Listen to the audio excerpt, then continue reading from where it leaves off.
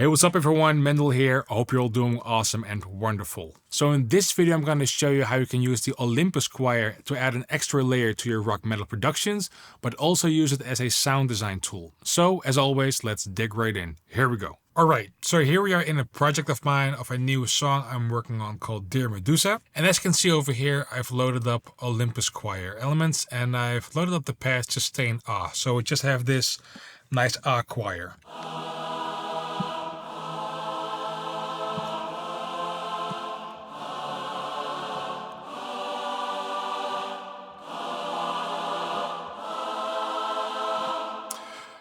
Right, and then a tiny bit of EQ so it fits a tiny bit better in a mix. So without EQ it sounds like this. And with the EQ, just like that. So over here I have this sort of a breakdown part where the choir will follow the riff chord progression. So I'll first play it without it so we kind of have a grasp on what's going on.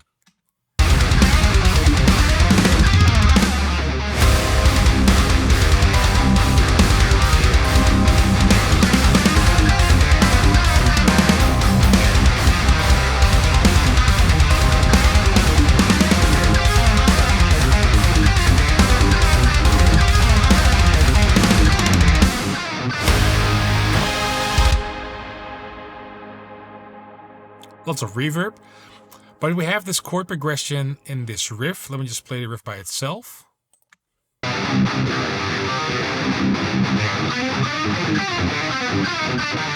So for example, in this riff we have like this 4/5 progression. And let's support this entire section with the choir. So I have these chords over here which are basically following the riff. I'll just play it by itself.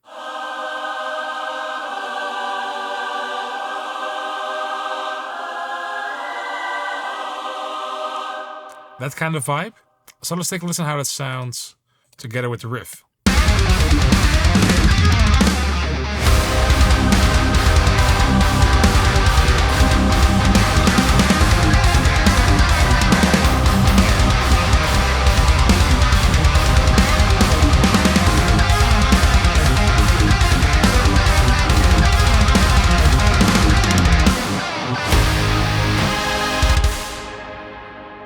And this creates this nice, this nice room sound adding to the entire mix.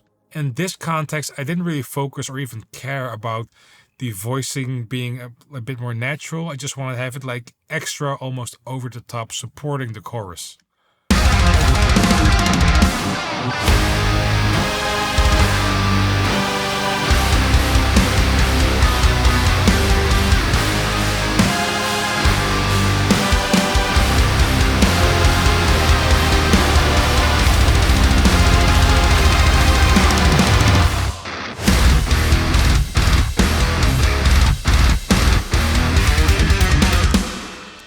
Okay, sounds nice and thick in my opinion.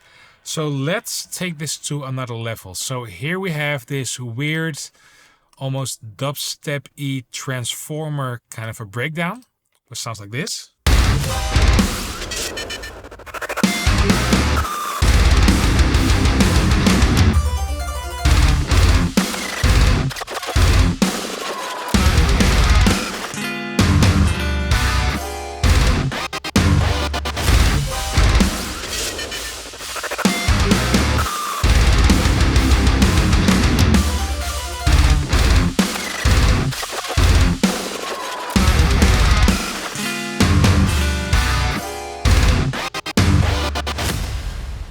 So, and let's use this part to add in some almost like glitzy choir vibe. So, for an example, on the second round we have the harpsichord again.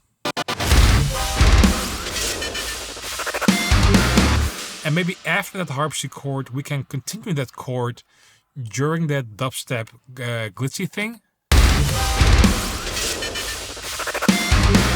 That thing. So now I'm just gonna hold, what chord should I hold? Okay, so that already goes to the 5th chord. So let's do something like C.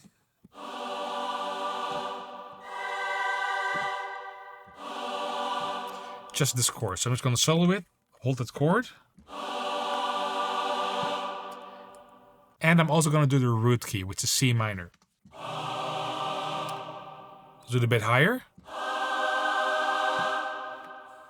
So now let me just quantize these. So now we have this chord. And this one. Now I'm going to select both of these and I'm going to go to Edit, Render in Place. Okay, so now we have the choir bound to audio, so we can manipulate it a tiny bit more. So let me disable this. I'll call this Olympus Choir Glitch. So I have this one.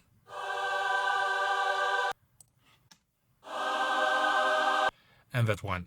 Now let's find a fun spot. So what I can do is I'll cut it off, then press Control, click, and I'll do pitch shift. And I'll put it so it only pitch shifts the beginning part of the audio we just exported. So let's apply that. So we get this effect. So now we have this.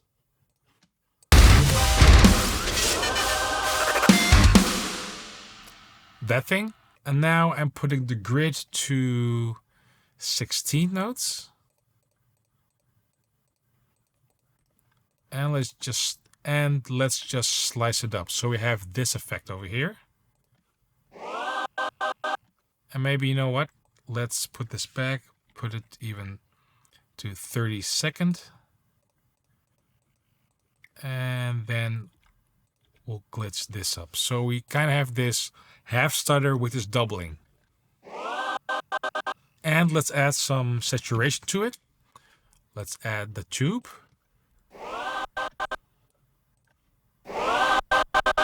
And just for fun, let's duplicate that a couple of times. And then make sure I'm lowering the output on the last one, because we're adding some volume as well. Perhaps for fun even, on the first part, let's pan it a bit to the right. So we have this over here.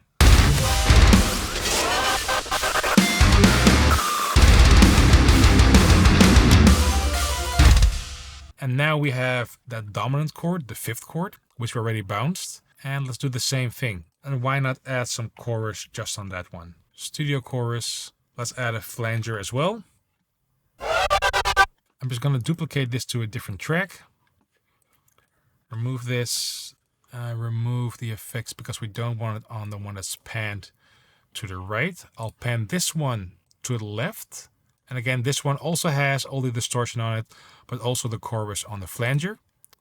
So one doesn't and one does. And then perhaps instead of the harpsichord again, I'll just mute the harpsichord and just do the stutter effect here. So let's take a listen to this breakdown.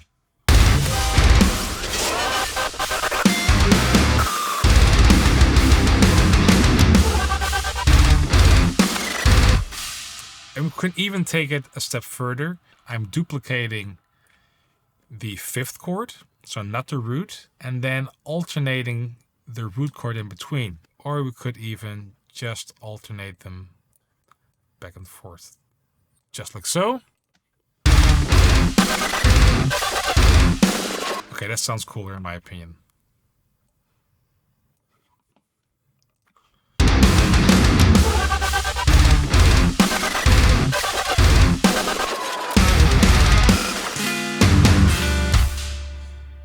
So just to recap, we played 2 chords, we bounced them, and then we just slice them up, add some effects to it.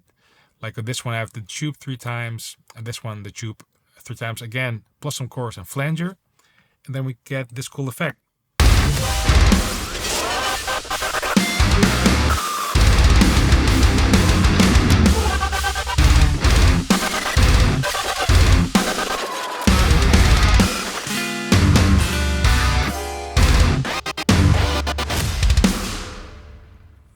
And maybe it's cool to just underneath that last harpsichord chord do this.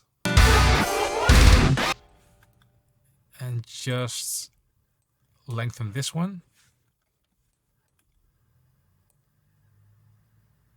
There we go. So we kind of have like a repeat.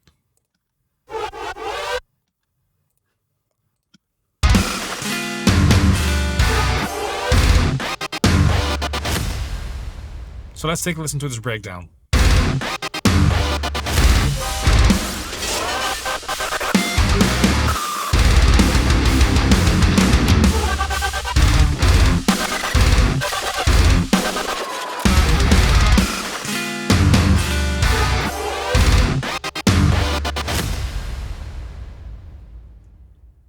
I mean, sounds cool to me. So that's a cool, interesting way how we can use choirs in a metal production.